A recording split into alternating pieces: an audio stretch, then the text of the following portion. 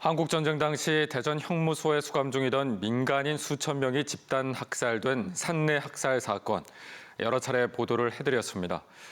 산내 학살 사건 현장 책임자의 이름 등으로 유해 발굴 자원봉사 신청이 무더기로 접수돼 논란이 일고 있습니다. 김태욱 기자의 보도입니다. 대전 동구 낭월동 13번지 30도를 오르내리는 무더운 날씨에도 유해를 수습하는 작업이 한창입니다.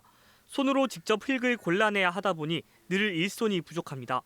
최근 2차 유해 발굴을 위해 자원봉사자를 모집했더니 40여 건의 봉사 신청이 접수됐습니다. 그런데 신청서에 있는 연락처로 전화를 해봤더니 10여 건은 엉터리였습니다. 신청자 명단에 적힌 심용현과 김창룡은 산내 학살 현장 책임자로 알려져 있고 백기업과 합한락을 비롯해 전 반공연맹 인사와 정치인 등 무려 15명의 이름으로 가짜 자원봉사 신청이 이루어진 겁니다. 가해자의 이름으로 악의적으로 자원봉사 신청을 했다는 것에 대해서 좀 분노의 마음이 들었고요. 그리고 좀 마음이 좀 너무 안타까웠습니다. 혹시 이런 사실을 피해자 유가족들이 아신다라면 얼마나 가슴 아파하실까. 또 발굴된 유해를 포장하는 데 필요한 신문지 500장을 기증하겠다며 SNS로 연락을 해놓고 가짜 연락처로 골탕을 먹이는 일도 있었습니다. 1기 진실화해위원회가 대전 산내 골령골 민간인 집단학살 사건을 국가 권력에 의한 학살로 인정한 지 11년이 지났지만 이런 조롱과 혐오가 계속되고 있는 겁니다.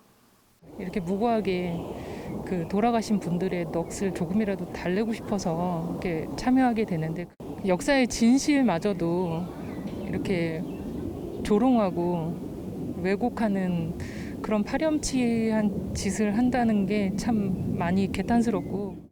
대전 산내 골령골 대책회의는 이번 주말 위령제를 지낸 뒤 학살 가해자의 이름을 사용해 허위로 자원봉사를 신청한 사람들을 업무 방해 혐의로 고소할 계획입니다. 한편 산내 골령골에서는 6.25를 전후해 7천 명의 민간인이 희생된 것으로 추정되고 지난해 발굴 조사에서는 234구의 유해와 500여 점의 유품이 발굴됐습니다. 2021 산내 골령골 유해 발굴 작업은 오는 11월까지 계속됩니다. 내년부터는 대전 낭월동 일대에 산내 평화공원 건립 공사가 시작됩니다. MBC 뉴스 김태욱입니다.